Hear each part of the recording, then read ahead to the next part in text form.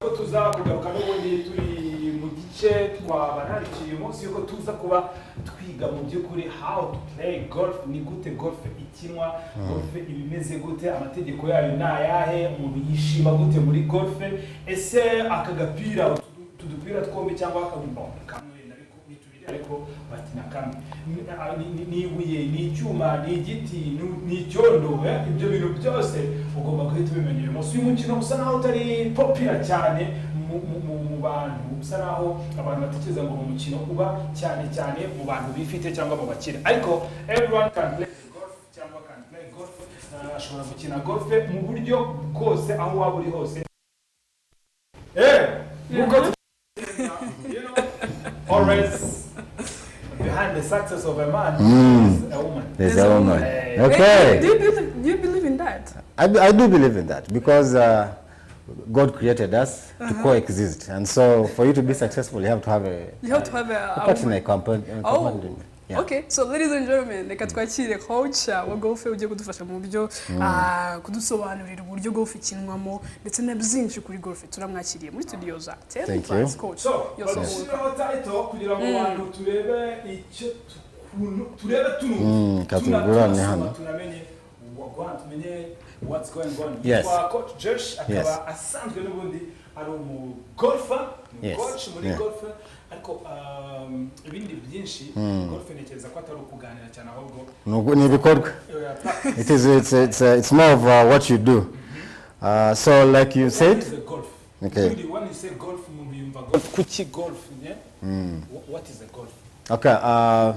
Initially, I would like to introduce myself to the viewers out there. My name is Josh Arnold, and I'm a founder of Ubuntu Golf Initiative. It's one of the initiatives that is promoting golf among youth. And irrespective of their social classes, we welcome everyone to join. So you've asked me what is golf. Golf is a sport like any other sport. Most people, when they look at golf, they think it is not a sport, it's just walking. But it's one of the oldest sport, and it's the greatest sport ever. People argue about that, but it's not until you play the game that you realize it's the greatest sport ever. It's a game that involves disciplines, several disciplines. It involves patience. It's a game that involves patience. It's a game that you happen to play against yourself. Most times people play against opponents. You know, you're playing with an opponent. You're playing to win someone else. Okay. But in golf, you play against yourself to become better than who you were, the last shot or the last hole. So that's in a simple terms. Yes. I can say that is golf. Oh. Can we please translate in Kinyarwanda? So, aravuze. Can you try? Okay, yasobanuraga ko umukino wa golf, golf ni sport nk'izindi zose, nicyo cyambere. Akaba ari umukino abantu bajya batekereza yuko ari ukugenda gusa, abantu ari ukugenda ariko ni sport isanzwe, n'umukino sport nk'izindi zose. Cyakabiri ni sport which involves several disciplines. Irema cyangwa itanga discipline. Yes. Discipline cy'Ikinyarwanda. Muco utanga utuma abantu bihangana, kwigisha kwihangana, kwigisha inyabupfura, kwigisha there is a discipline, patience, and what? So there's the discipline of patience, there's self-control, and you know, being truthful. Yego. Being truthful to yourself. Okay, unabivuze neza uravuga ngo golf ni umukino umuntu akina against yourself, like you trying to be better than who you were yesterday. Yes. Which means golf umuntu ayise yibaza se n'amatima bamo nahangana riba riri muri golf nk'indi mikino, kubera ko indi mikino tubona ari team imwe hangana n'indi, umukino umwe uhangana n'undi. Muri golf nago haba hari opposite side na n'indi. So muri golf na wavuga ngo hari ikipe runaka tugiye gukina na kipe runaka. It happens hari amafomati atandukanye. Yego. Hari amafomati usanga ngo umuntu agiye gukina we ku giti cye, agakina wenyine mu kibuga, akajya mu kibuga wenyine agakina to become better, to beat a record. You know, like you're trying to beat a record. So that is one. Saving those records. Yes, that is for an individual basis. But then also we have tournaments whereby they are called match play. You play with someone to make sure that you win them. So you play per hole. You know, when you're playing per hole, like match play, we are going to talk about how we score, how you can score in golf. So if I have more scores than you, then I lose the ball, I lose the hole. Because in golf, it's all about who has the least scores on a hole. We're going to talk about how many holes you play in golf. You play 18 holes. Golf, 18 holes? Yeah, you play 18 holes. There you go. Of all those 18 holes, there are 3 categories in those 18 holes. There's what they call par 3, whereby everyone expects you to have 3 shots on that. It's called a par 3. Then we have what is called a par 4. That one is longer. You probably find it in the range of 240, 230 yards. Yep. Then we have what is called a par 5. That's the longest. So par are the scores expected on a hole. Par ni ukuvuga ngo ni umubare wa how many times you hit you're expected to do, you know. Okay. So niba ari par 5, uwo mwobo uba ugenewe kuvuga ngo ugomba gukina inshuro 5 kugira ubutsinzi. Yeah. So ariko hari gihe umuntu ashobora gukina kuri par 5 ashobora gukina 4, and that is called a birdie. That is like a very good score. Cyangwa umuntu agakina 7 bakavuga ngo that is a double bogey. Aba yakinye nabi basically. So niko babara scores akenshi muri golf. Niko babara. That is when you playing with a stroke play. So golf ifitemo different formats of play. Yes. So let's start from here. Is golf for everyone? Like is it a sport for everyone? So golf is a sport for everyone. Now in Rwanda we have a challenge whereby golf is not popular. It has been baraza kudufasha wenda titre iveho kugira ngo abantu baze kuba bareba neza nubwo kugira ngo tuze kuba twese tureba neza nubwo wenda yakomeza. You were saying? We were saying, so most times people in Rwanda, because the game has not been popular, the game has not been, popularized. It's not known. It's not known a lot, and also we don't have so many facilities. Yeah. We are lucky that we have Kigali Golf Resort and Villas. That was. Yes. Yes. So they wear one glove. They wear a glove, yes, in one hand. Why? So the reason as to why, thank you. The reason as to why you have a glove in one hand is to make sure that you hold the club properly. Help me, hold this and hold this. So when you're playing in golf, there are different bags. There are different clubs. So when you're playing on the course, they give you you're supposed to use a glove so that it doesn't slide. In which hand? Like yes. So if you're left-handed, then it will be in your right hand, because that means your right hand will be the one to hold the club firmly. Okay. But if you're right-handed, then you use left, because it's the one that holds the club. Now, this is when you're hitting very hard. So you hold with the hand you don't use? Yes. Oh, it's tricky. It's tricky. It's tricky, yeah. So if you're left-handed, the club, the hand that controls your grip is the opposite hand. The opposite hand, yeah. So because we're going to translate cyangwa kugira ngo abantu bari kumva cyangwa gukurikirana ubundi iki kiganiro harabumva icyongereza n'abatacyumva cyane ariko turifuza ko no mukina abantu bagomba kumenya. That's why muri 10+ tuba twabazaniye abangaba. Coach ati asobanuye ibintu byinshi, yasobanuye ku myobo buryo ubundi imyobo ni ingahe? Imyobo 18. Abari imyobo 18. 18. Ubwo niyo maximum. Niyo maximum. Niyo myinshi ishoboka muri kira kibuga. Ntabwo urenga nkuko umva ngo umukino. Nabakinyi 11. muri football disons itariki 18 ntago yaba yuzuye ntabwo so ishobora kuba 18 ishobora kumanuka ikaba wenda 10 ningahe oya igomba kuba 18 okay so umuntu akina bitewe nuko imbaraga ze zingana umukino wose kugira ngo usoze nko bavuga ngo muri futura ukina iminota 90 yes ugomba kuyisoza yose icyo ni kimwe imikino ubwo tumenya yuko muri golf twamaze kumenya golf icyo ari cyo icyo nicyo cya mbere golf ni umukino nk'indi ni sport nk'izindi zose icyo ni kimwe cya kabiri twamenye yuko umuntu niwe ukina ashaka niwe witsinda mu by'ukuri niba ngo nta muntu muhanganye uba wowe yourself wowe ku giti cyawe ibyo uri urakora niba ngo ugomba kwitsinda kandi kwitsinda nuko uba wageze kuri cya kindi ya mikino 18 yes icyo ni cya kabiri hanyuma icya gatatu twamenye ko golf nk'umukino mu by'ukuri ni umukino wigisha kwihangana kubera ko wamugani kugenda ibirometero byose gutera kandi ari niba ngo nta muntu ubukubwira ngo bikore niwe ugomba kubyikorera urumva hanyuma icya gatatu atubwiye nuko hari amategeko n'ubundi golf igira kuwukina nuko ugomba kuba wambaye gutya sinzi wenda uraza kutubwira impamvu ariko kugira ngo ukine golf nuko ugomba kuba ufite iyi nkoni rero niyo ukoresha utsinda muri ya myobo batubwiye hano nkuko turiho turabireba baraza kudufasha kuri technique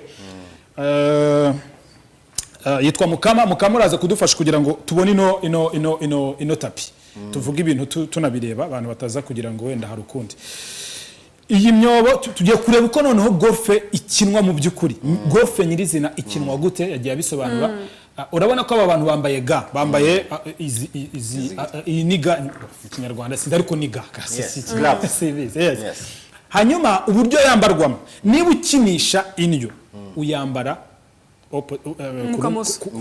kuboko kw'ibumoso niba ukinisha ukumoso uyambara iburyo kubera iki kugira ngo holding inonuza ufate inongoni neza nubango urayifatisha kwa kuboko udakinisha cyane kugira ngo utaza kunyerera ariko nujya gukubita urakoresha ukuboko usanzwe ukinisha yes ubyo nicyo bisobanuye and then we are going to do the practice we are going to play so yes tugiye gukina noneho turebe So a short information I can give is that when you're playing, like the way you see we are dressed, like the way you're smartly dressed. Thank you so much. So in golf, you're required to put on a hat. Why is that? Ingofero. Kubera iki umuntu abagomba gushyiraho ingofero? Abantu batangiye gukina umukino uyu nguyu batangiye mu gihe cy'izuba ngira ngo so to protect you. No? So it's to protect you from the sun. And why is mambo wambara ingofero no kugira ngo wirinde izuba. And why is the t-shirt and the print and the skirt to girls? So now and the curve. Gentlemen, in golf we don't have uniform. Like the way you see in other sports whereby they say Barcelona is going to put on jersey like this and there's uniform. They expect you to all put on for your comfortability. But to make it unique and a game of like smartness, they don't want people to come with different, you come with a t-shirt that is stretched, the neck is stretched. So they say put on a polo shirt because a polo shirt, no matter how old it is, it won't look stretched. Yes. So it will still look neat. That's why you have to have I don't know how they call this in Nikora mu Kinyarwanda. Yes. So you put on a polo shirt, it has a collar and then comes down like this. That is the whole essence of it. And now also you have to tuck in.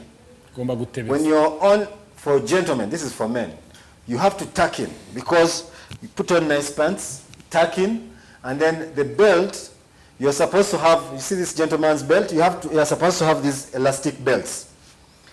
The reason for the elastic belts, we don't want people to put on belts and now they are broken. Those leather belts you find they are broken because you have to look smart. And then you put on your nice shoe. It is fitting properly. It lies on, it fits properly. That is how a gentleman is supposed to dress. Now for the ladies, before we proceed, reka tusubize mu Kinyarwanda kugira ngo banavuze kubyumva.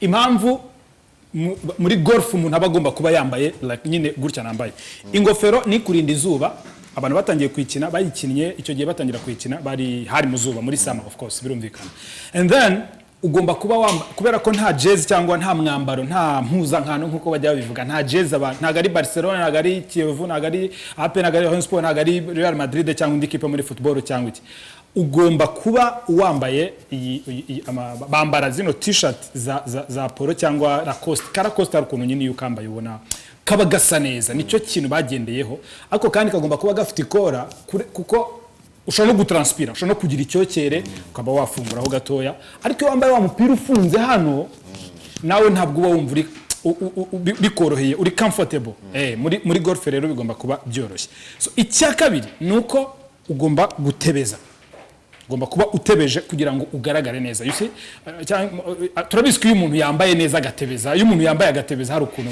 vraiment ubusa neza ubusa ni bibi hanyuma ugomba kuba wambaye ipantaro isa naho ikwegereye ariko itagomba kuba ari kinini ku buryo nyine ubusa naho you're looking shabby cyangwa ujagaraye hari ukuntu utameze neza hanyuma ugomba gutebeza kugira ngo ube usa neza aho ni ku bagabo and then ugomba kuba wambaye that belt is very important yes ugomba kuba wambaye sentire cyangwa umukandara impamvu uyu mukandara nambaye ndetse n'uriya yambaye uyu mukandara urakweduka yes you see urakweduka yes impamvu nta gucika impamvu ni kugira ngo biba bikoroheye kuko iyo ushizeho gakandara ni nko kuba wambaye nk'agasaha ukabona uraberewe ubusa neza kameme you are looking smart kabisa you are looking nice ubusa neza ku buryo uzarebe nka Miss yatebeje iteka gakandara ugomba kuba yakanazima ni itegeko nayo impamvu ubikundira iki uzagabanye bro gato wewe uzaze cyo nago and then igomba kuba nyine harimo aka elastique cyangwa ukweduka kugira ngo bitaza kugufata cyane ushobora no kuba wambaye wa mukandara w'uruhu ugashyuha bro shyushye se byagenda gute aho ni ku bagabo kaba wambaye n'inkweto nyine nk'izi ngizi kameme you see and then for the ladies so for the ladies get a little bit of a pass so now they get some comfort or they get some pass to their dress code so ladies put on hats and they can be open or they can put on, they have different kind of hats, very wide, so that they accommodate their hair, you know, because they come with different styles of hair, you know. So, for example, you see like her cape, they are called visors. Visors, they are open at the top. It goes with these braids. Because with the hair, you know, the ladies love their hair. So there's that part, and then they also put on t-shirts. They can put on t-shirts. They have several things. They can put on a dress. They even use the dresses. Yeah, you can put on a dress that is sleeveless, but as long as it is short. Why is the short? So the short thing is for you not to, because we don't want you to be, we don't want you to sweat around. We don't want you, because it is aeration. We are looking at aeration. We don't want you, it doesn't want, we don't want it to be very short, and we don't want it to be very long, for it to be uncomfortable. Because remember, it involves swinging. Now, if you're swinging and you have these big skirts, they are going to hold your club. They are not going to allow movement. But if it is hold on to you as a short skirt, comfortable on you, lying on your body, it is nice. Okay. So women are not required to tuck in. And I told him, you know, I left here and then he was like, you have to tuck in. I didn't know. So they are not required to tuck in because they have that provision of maybe they are not comfortable, because the game initially was looking at making people comfortable and look nice. And ladies can look nice even when they are not tucked in. But a gentleman needs to be tucked in to look nice. Okay. Yes. Can you please translate? Okay, so yarari gusobanurira n'uburyo abakobwa baba bagomba kwambara nkuko Katera yasobanyo uburyo gentleman cyangwa abagabo baba bagomba kwambara. Yavuze ko abakobwa baba bagomba kwambara ingofero zijyanye na zitandukanye bitewe na hairstyle bafite ku mutwe cyangwa imisatsi bafite bashaka kuba yasutse cyangwa atasutse. Hanyuma ukambara, hari n'abambara amakanzu aba yemewe, udukanzu tw'udusengli I think, yego tw'udusengli, then ariko igomba kuba ari ngufi. Nigomba kuba ari ngufi cyane, ariko nigomba kuba ari ndende cyane. Kugira ngo feeling comfortable nanone ku buryo you holdinze ino nkoni club, that how they call it? Yeah. Okay. Ego, you holdinze ino nkoni uba comfortable kandi ikanzu yawe nibe yabangamira gukina kwawe cyangwa inkoni yawe. So kandi yasobanuye ko abakobwa bataba ari ngombwa kuba batebeza kubera ko umukobwa aba looking very nice niyo atatebeje, which is very good. Ndumva ari ibyo ngibyo. You've done the explanation justice. So tugiye rero gukina, we are going to play, turebe bakina gute. Hano hari imyobo ibiri, ndabona umunini nkabona n'umutoya. Why is that? Kubera iki umunini n'umutoya? So this is a small kit usually, because like most of you know, golf is an outdoor sport. No? Ikinirwa hano hanze open. Ikibuga kinini ababizi hariya Nyarutarama and what.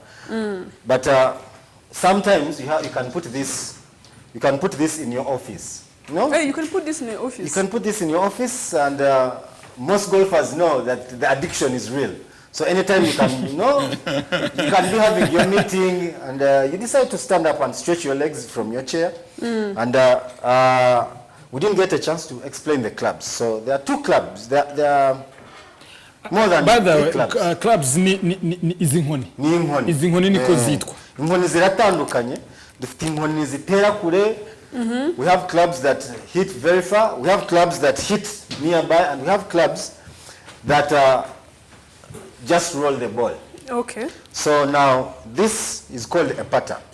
Now a putter is the one that is called that is the one you use somewhere like here.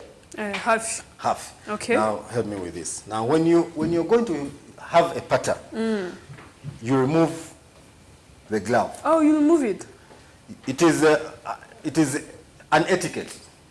Some people, even when you're playing with them and you don't remove the glove, they get irritated. They're like, come on, remove the glove. So you remove the glove. And if you see, most of the times, golfers, when they remove the glove, they either put it here, keep it near, or they put it in the back pocket. Okay. No? If you're to see even professional golfers, you find they put their glove towards when they come to the green, what is called green. So put it on your pocket, make it comfortable, it is your glove. Okay. And now you move to putting. So this is what we call putting. When you see, sometimes you see people hitting very hard. Yeah. They're either using a driver, it is hitting very far, or they're using irons. These are called irons. Okay. No? It hits very far. They hit very far. Okay. No? But this is the one that you use to play nearby. Even the face, I think, I don't know if we'll get a chance to see the face, but the face is like this. So now, you come here, I want to explain the comfort. I don't know whether you're going to translate for now, but I want to explain the comfort of putting. Ubu tugiye gukina arimo aragerageza gusobanura no uko ugomba kubumeza, ugomba kuba nyine hari ukuntu ufite uhagarara uburyo buhagazemo, uhagaze neza wumva wisanzwe, amaguru yawe wumva ku buryo umuntu agutsinze, like if someone is to push you back and forth, you're stable. Okay. So you make yourself comfortable. Now when you make yourself comfortable, depending on how far the hole is, you stand, set, put your club, face it. If you want to hit, let's say if I want to hit in the big, there's a big one. The big one. Mu mwobo munini, niba nshaka guterera mu mwobo munini nyuma yo kuhagaze kandi umeze neza wumva amaguru yawe afashe bien nta kibazo. Most times you see people squat down and then they try to find a distance. So everyone has their ritual. Like for me, if I'm going to hit like in the big hole, I look, and then I look for a spot, which is maybe like 12 centimeters from the ball. Let's say it's here. So metero nka 12. Yes, na 12 kuva ku mupira. So you look, and then you're like, okay, this is going to be my target. If I make the ball pass here, it is going to go up to the big hole. Yes. So now, you are left with one task of making sure of the distance from here to here.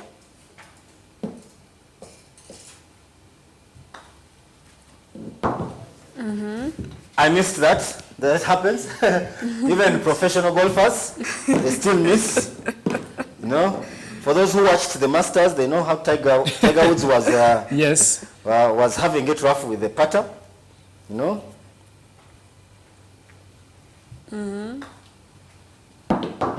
Again. Still. How many times are you supposed to play? So this is an office practice. you could be having your meeting with someone in the office. ushobora kuba ufite inama ushobora kuba uri Yeah, ahantu uri uri mu kumwe rugo n'umuntu. uri kuganira n'umuntu cyangwa muri ahantu aka nako ni Yes, just- akagendana kari portable ntabwo bisaba yuko Yes. ugomba kuba ni akantu gashobora kurelaksa gusa Slowly, so because it relaxes you as you're having your conversation, like the way you're having a conversation now. Uko turi kuganira, Yes. you're practicing, you know, hitting, take a chance, you know. So the logic is slowly and then hit this here. So you hit slowly, karabaye rero you hit slowly because it moves very fast. touché garjoué Hey. Like that, see? Okay. See? Now next time you add in more effort. aka ndagashyiramo aka ndagashyizemo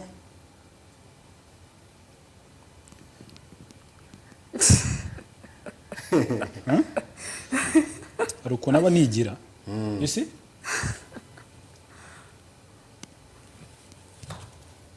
tayari Tayari. ntabwo bakoma amashyi That was a nice one. That was a nice one. clap for me you guys Yeah. So, and when you hit one ball, it goes in straight and comes back down here. So you get, and now, you see. So it is. Most people buy this and then put in their office to practice and to feel comfortable. And how much is hanyuma is iyo utsinze nk'uku nguku nkashyizemo hariya hita nkomeza nkajya ku wundi mwobo Yes. Nuko tsinze hano. None uhita ujya ku wundi mwobo. Ugatangira bushasha nawo uriya mwobo nawo. ni amanota it's a point cyangwa ni So it's called strokes. ibitego iki nkoze ni iki donc So umwobo. mbonye iki ntsindiye iki zita goal in basket it's a namanota points Namanota, and muri then basket, muri football it's a goal muri volley the same namanota and then muri even the na tennis ariko golf it's So golf it's called strokes. Strokes. So umwobo ubugenewe strokes ugomba gukinamo. Nujya gukina umwobo bakavuga ngo ugomba gukina strokes eshatu. Ubona ukuvuga kuva hahandi utangirira from here unugero no kano ni nko wavuga at the end hari hafi n'umwobo hari umujye mureba haba hasa neza hakase neza aha aho ngaho akenshi baba bagusaba gukubitamo inshuro ebyiri ariko hano ni gatatu hano uteye rimwe ushaka gukubita kakaza muri rimwe nka gutya do aha ukagukubita kakaza muri rimwe urabona merci Kiyovu ashizemo kawunga anashizemo ibirayi byinshi ushizemo imbaraga nyinshi so you remember to move the glove. Ako golf ni sawa you see ukuntu turi kuganira we relax you know but usually for some of the golfers out there I advise them to buy this and put it in their office. And if you put it in your office it is one place that you can be comfortable. You're partying, someone comes in to have a meeting with you, or even if they're out of the meeting, for you to stretch your legs, you know. You practice that. Yeah, I have prayed this before. So they use this side? Yeah, that's the face, like that. hari ukuntu ugomba kuba uhagaze kwa kundi So now this it could be in front, just like that. Oh, okay. Because it's the one that controls the speed, you know. So, but then slowly, I would say, bring your club slowly up to here. Okay. Yeah. So you start from here, come back in the back, so like that. Like this? Yeah. Okay.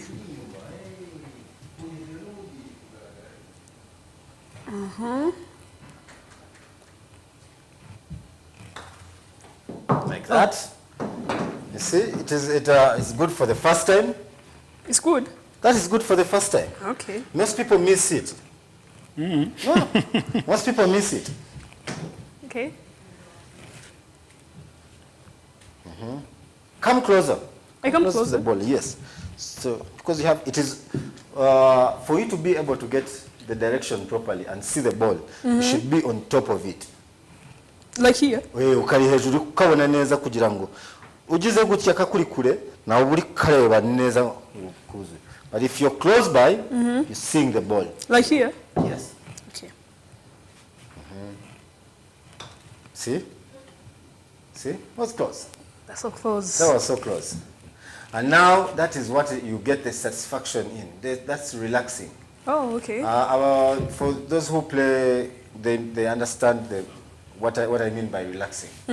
Golf, initially, the minimum time you can spend on golf, is 4 hours. Umukino. Umukino ura amasaha ane. Masahane. Umukino w'amasaha ane, imagine you're not expected to have a phone on you. You're not expected to have a phone on you. You're not expected to have other interruptions. Your mind being to golf. It's time to play golf. You relax. So now that's why they say, most people say, numukino w'abakire. We want to break that concept. Nagwa umukino w'abakire. Nagwa abakire bonyine bagira ibibazo. So everyone can play that. Yeah? Everyone can play golf. Everyone can play golf. Okay. Because it's a leisure game. It calms your mind. Okay. You see, in tennis, you have your opponent. You have no time to relax. You're playing, you know? Even Swinging from football, left. even football, basket, you know? You have no time to reflect on your life.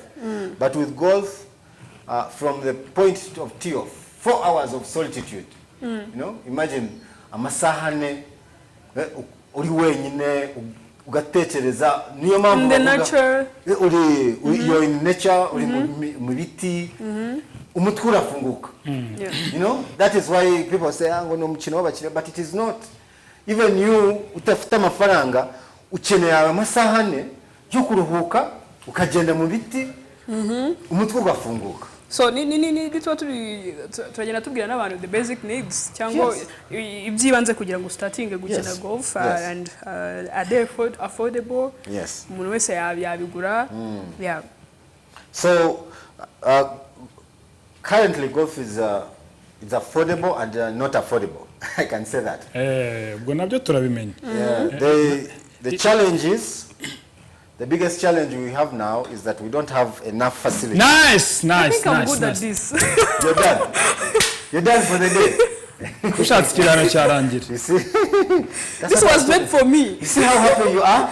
Now imagine 4 hours of that. You know? If you're happy like this on one hole, now imagine 4 hours of that. So you're supposed to pray munuza zitandukanye 16, are they 16? 18. Ubwo yaba ari nko mu kibuga kiri wide mvuye hangana bibagiye ku indi sport yo gukinira. Okay. Bakabugiye ku yindi ariko yindi ukoresha izindi nkoni uhindura bitewe naho ugiye gukubita. Hari igihe iyi ngiyi ni yakure. Iyo ngiyi ni yakure. This is zifite imibare 7. Zifite imibare and buri mubare ufite distance. No, this one doesn't have. White hole. This one doesn't have. It's a pattern. Yo ikoreshwa ahantu hamwe. Okay. Ariko iyo ngiyo ziba zanditseho imibare. Sasa iyo mibare niyo guha distance. Bashobora kuvuga urabona nk'umuntu utera ashobora kuvuga ati njyewe pasi club 6 I can cover 200. You know, 200 yards in distance. So agiye gufata akakubita agapira kakajya mu mwanya akamenya ngo njyewe ngiye 200. Then uwundi agafata 7 akavuga 7 njyewe muri 7 umupira wanje ugera muri 150. So distance buri chuma every club has a different distance it covers. Okay. You know? Okay. That is how you know which club to use, which club not to use. Let's start from here. How much is this to own it in your office? This is very it's very affordable. This it goes for in francs. It goes for 55, 65. Oh. Yes. That's not much. Yes. Agari menshi hagati y'ibihumbi twanayigura twari duplaying hagati ya 50. You know the biggest Mirongo challenge, itandatu. mirongo itanu, 60 around there. hagati ya 50-60 ushobora Yes. guhita uyibona Yes. aho ngaho. So the challenge is twagiye we don't have many It's not bad. we don't have many facilities. Here in Rwanda, We don't have, so like this, you will go to some supermarkets here, they have it, but they don't have many. okay. So you go today, you find someone has bought it, and then when you go back, it's not there, and you get discouraged to buy it, but it is a cheap thing. But akantu which can, mugafate neza uko ngiye kwishyira. So let's be back. How did they reward the winner in this game? so they add up the scores. So urumva iyo myobo 18. Yego. 18 holes, we said 18 holes, they are different. There are some that are 3 per 3, there are some that are per 4, there are some that are per 5. But all the holes, imibare yose, adds up to 72. So umuntu ucinye neza umupira wa golf, umukinyi wa golf, agomba kuba acinye ateye agapira inshuro 72. 72. Okay. So now, if you play and then you hit less, let's say you hit 70, you hit 71 or 70, that's a good score. So the one who has the least scores is the winner. Okay. And in golf, turageze kubabwira no mu kinyarwanda. Yego. in golf, there is ikibazo rubajije cyabazaga ngo umuntu atsinda iyo bamuhemba utsinze gute, uhembwa gute yego. ni iki bihembo ni ibihe hanyuma arimo arasobanura uburyo ibyo bihembo birimo ubwo hakomeza nanjye nkaba nkina. one of the things that is a principle in golf is that if it is amateur golf, you're not supposed to be rewarded. Okay. Ati You're not supposed to be rewarded with money. ati can iyo uri give- gutangira iyo uri amashuri gutangira muri golf naguhembwa mu mafaranga. Yes. Yego. It is because it is considered as a gentleman's game, no mupira wo kuruhuka. Yego. So no muma in these competitions we usually have, like in Nyarutarama there. That's a nice Good. one. Like in Nyarutarama there, the competition we usually have, they award things. They award things that are not money. Like Tangible things. You can win a holiday destination. They can tell you, okay, you're going to get a holiday package, maybe in Dubai or go they to book for you Zanzibar. a plane ticket. Yes, or they could be like you've won a TV screen. Depends on the sponsors, because we have several sponsors and they have different interests. Okay. You know? Ati let me try to translate it.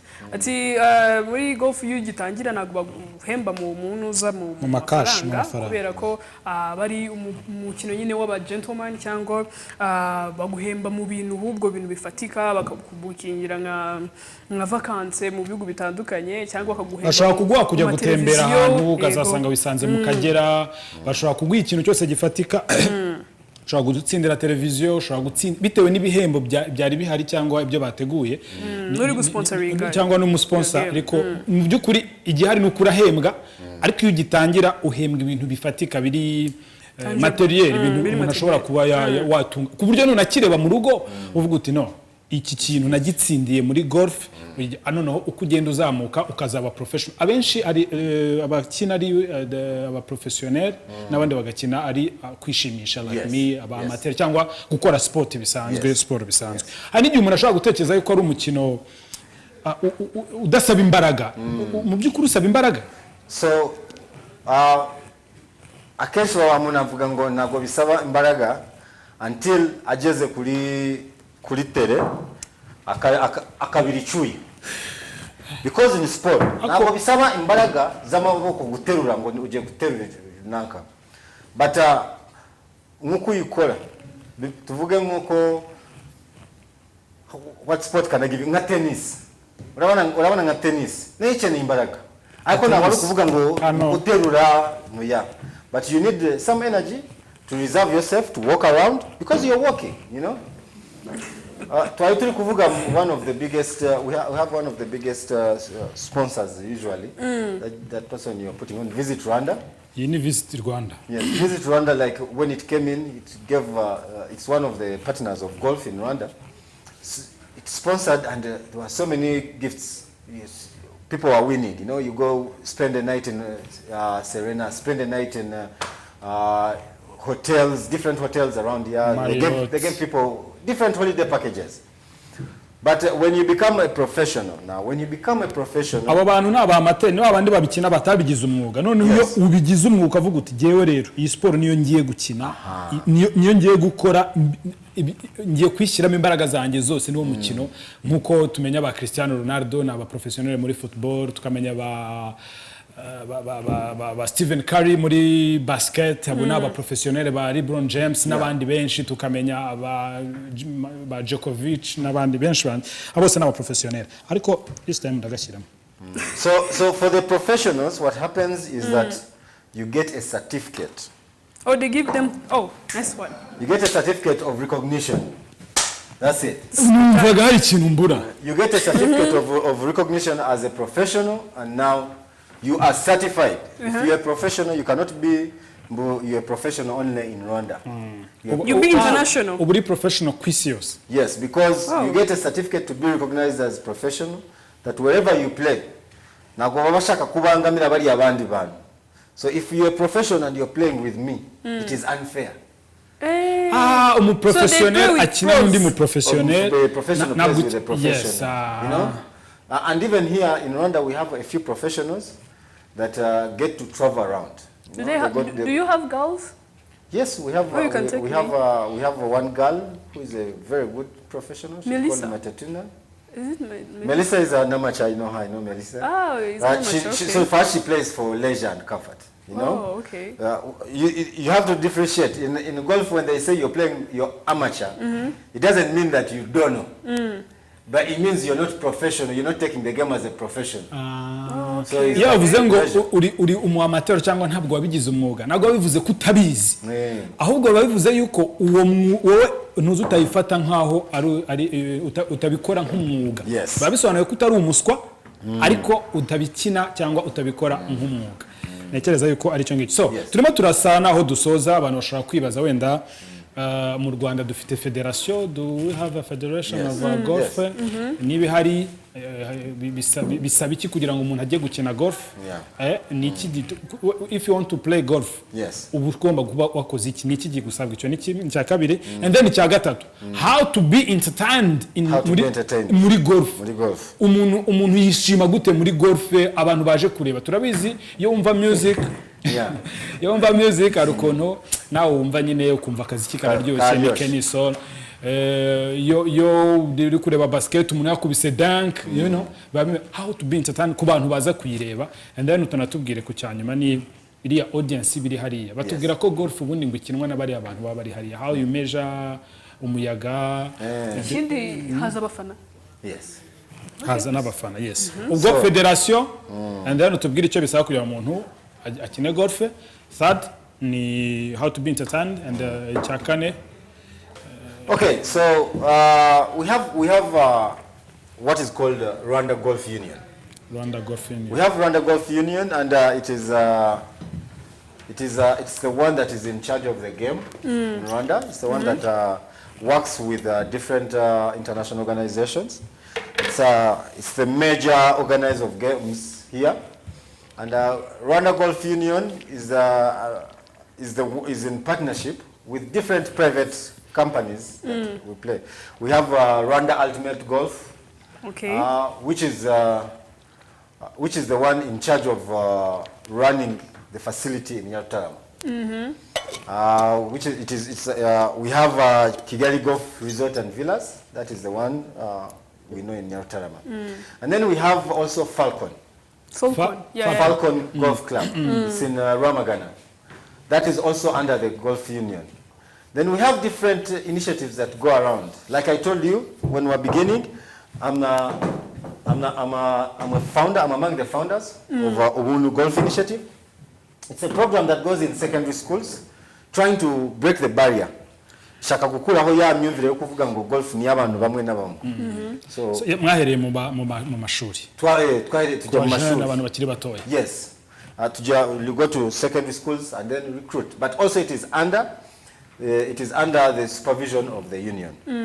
So for anyone who is interested to know about the history, the way golf is run around here, Rwanda Golf Union, it's online. It has a website. Our president currently is Ambassador Bill Kayonga. He's the president. And it is smoothly running. Okay. You asked, how do we get entertained? Ni gute umuntu yishima? Umuntu yishima, a few minutes you saw the lady here when she put the ball in. The I'm so excitement. very happy. Because it becomes a personal achievement. There is that satisfaction in you that when you hit a nice shot,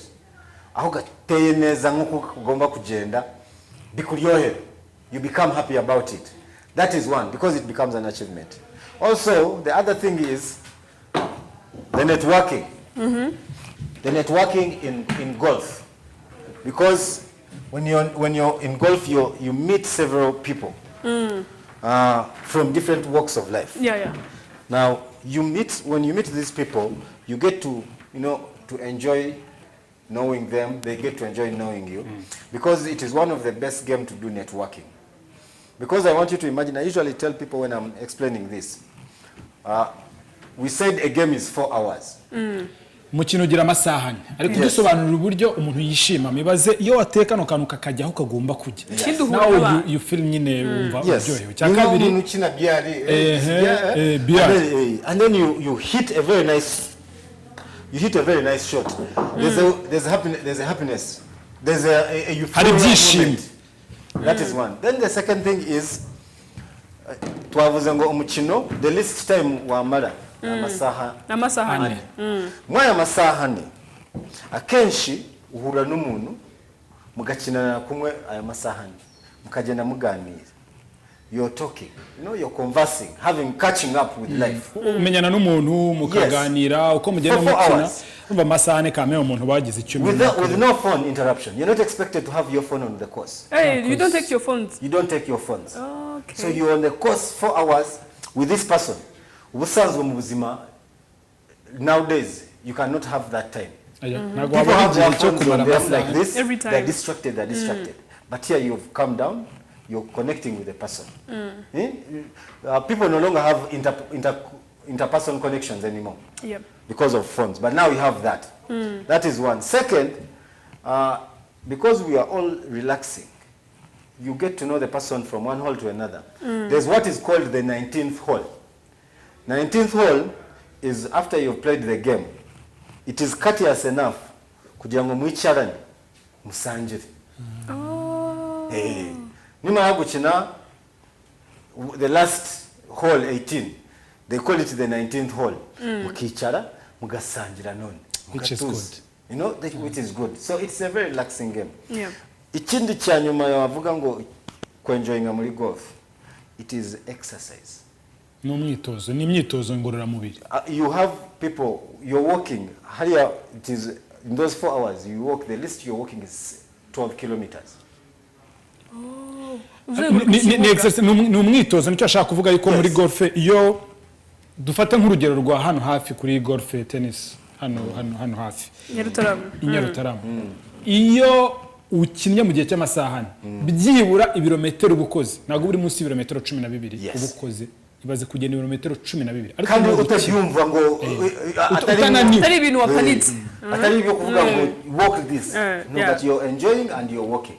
We have one of the oldest members, some of the oldest members. We have a gentleman called Ambassador Kainamura, if you know him. That gentleman plays golf, but when you talk to him, he's the person who tells you that if it was not golf, he would be sickly or what. Because he's a senior member, he's old.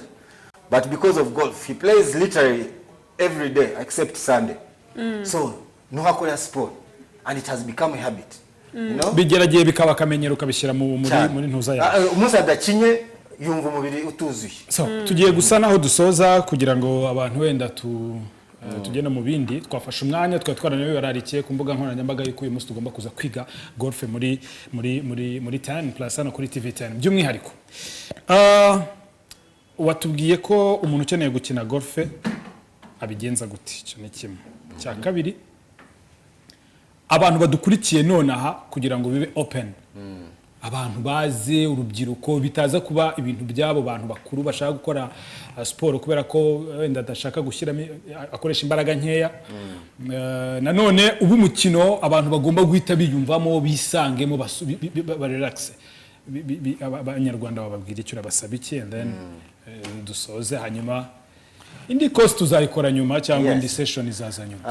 I want to kukibuga. Yes, I want we shall go to the course. It will be better. It's a better experience. Golf is an outdoor sport. It's better outside. So how to join? That is what you have asked. Yes. How to join? It is very simple. I'm not a spokesperson for Kigali Golf Resort and Villa, but we have currently we have a program. There's a program at Kigali Golf Resort and Villa. It is called Rwanda Discover. So you get a chance to go, walk in there. Don't be afraid. Walk in there, ask them, I want to try out. You know? It's like, I want to try out. I want to see, and it is free. It is free. You come, discover, enjoy. And if you have interest, now that's when they tell you, okay, this is the steps you're going to take. You're going to first go on the training. You have to first learn. Abenshi babona golf akavuga ngo iroroshe. Ni siporo ikomeye gutangira when you're starting. You know? Because it keeps on, your body has to get used, your swing. Abantu benshi ajya gutera kakamisinga kakahusha. Yeah. Nice. Cyangwa gatera kuri. So bakabanza bakakubwira ngo ugiye kwiga, ugomba kubanza kwiga because ntabwo wemewe kujya mu kibuga utazi gukina.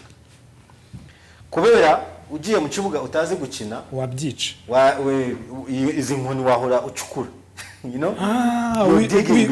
Wica uburiya bwatsi. Yes.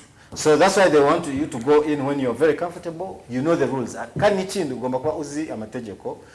Kubera kano gapira ukuntu kameze, it is very hard. Kakarica, kakukubise, wapfa. Karakomeye, by the way, wamugane wakagukubise gutya ahantu kwa kubita wabara cyane.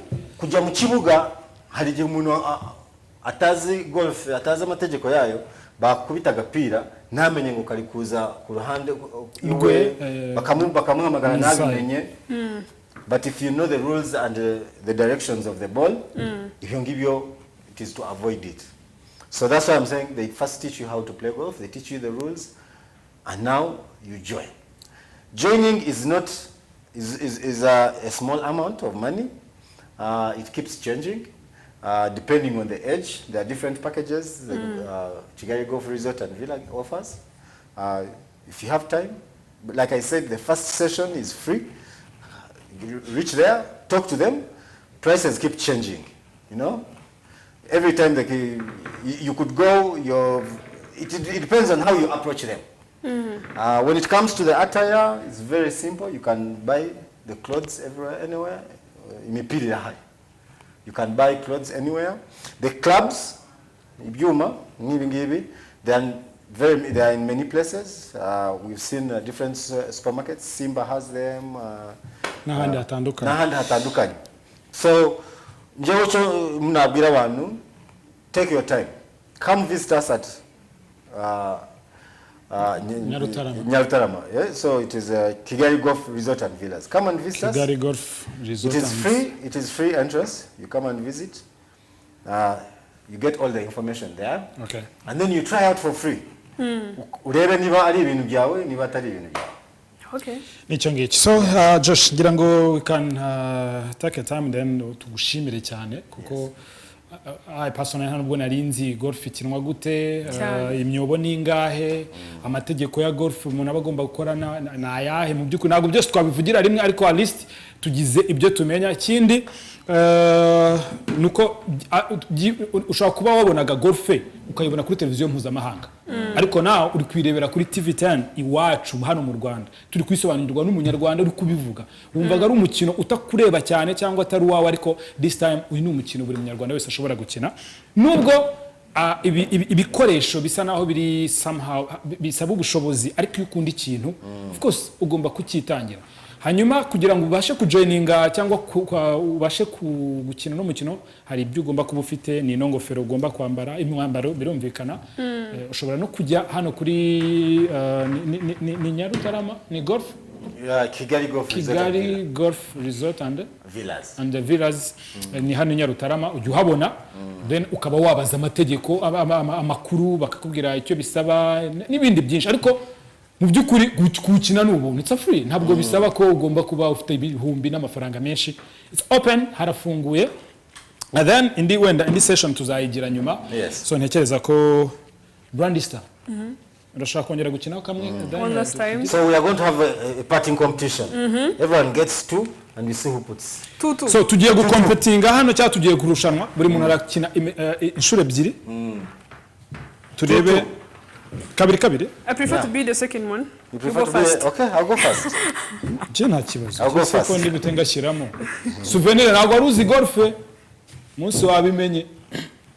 Let's see.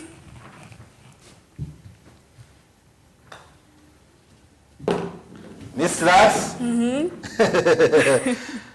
You see the funny part of it as you are talking now Bushiragam. Ubungubu biranze bibaye competition utangiye kugera ariko n'ubungubu kagiye kujyamo. Nice. Okay. So one. You go. Uze kuba kabiri. They say ladies first but on some cases they're like no you go. On some cases I stay behind. Ko bibaye competition nkaba numva. Jana niranye. Harya ugomba ngomba kuba ameze gute hano. Be comfortable.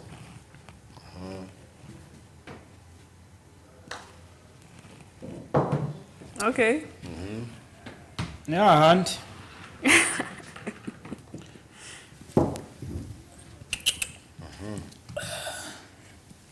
Ayo ni amayeri.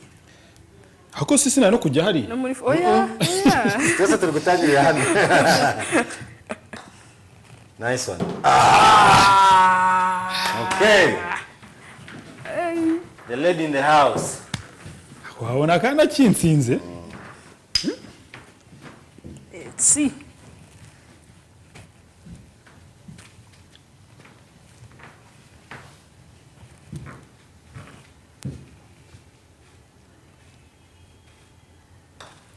Oh, why? They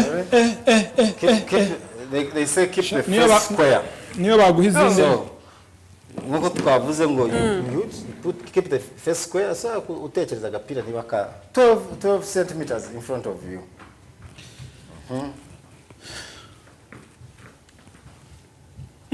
Ya kuna mukino hatari bibaye competition none coach abari coach kabisa. Nice. Close. That was close. Hako nanjye nagarukiye ku kibuga. So you can see 4 hours of this. So nta nubwo menye ko tumaze isaha n'igice.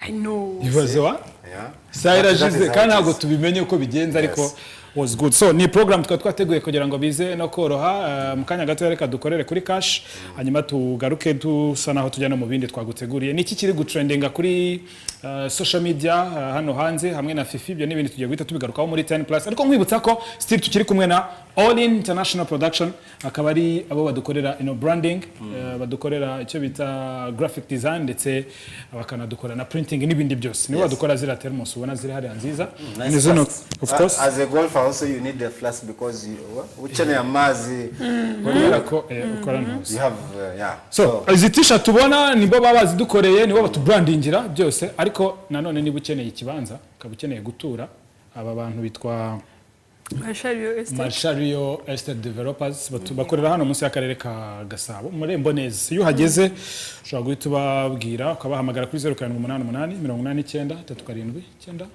gatatu kwera ku 2,250 wabona ikibanza 2.5 ataguye ikibanza mu Bugesera hafi y'ikibuga cy'indege ukabuturanye n'indege ica hejuru yawe yumva kandi kutura hafi y'ibikorwa remezo niko nawe you approach wowe ubyegera ubwo umwana wawe azahita akenera kuba umupilote ako numushyira hirya nta kazi kawe niko bigenda That is it. buri mwana w'umufundi aba ashaka kubaka inzu niko bigenda ariko umwana utuye hafi y'indege aba yumva abana agiye ngomba kuzatwara indege cyane Bruce Melody yumvaga ari inzozi Yeah. none ubu ngubu abana none barazurira agezeyo thank you my bro Maji urakoze cyane dukora kuri cash and then thank you for your Thank you for hosting me. So usually when a game ends, you remove a hat and thank the gentleman and the lady. Okay. Thank you for hosting me. And I'm looking forward to seeing you on the course. And tuzaza ariko mugira icyo bita club night yes. We have a club night every Wednesday. uyu munsi urahari can you Yes. pass? From here I'm going straight. I'm the house member, so being a house member, okay. I have to be there. I invite you. Can we? yeah we gotta go Please, there you come. It's a day whereby it is social. It is our day yo guhura tugasangira n'abantu bose. Ntabwo ari ukuvuga ngo ugomba kuba wakinye, ntabwo uvuga ko ugomba kuba uri umugolfa. Anyone can come. It's like a restaurant, any other restaurant. But ni prot tugwaye prot so ushobora kujyayo ni hano hafi kwa gatatu nawe ukabasha kuenjoyinga ubwo see you turagaruka mu kanya gatoya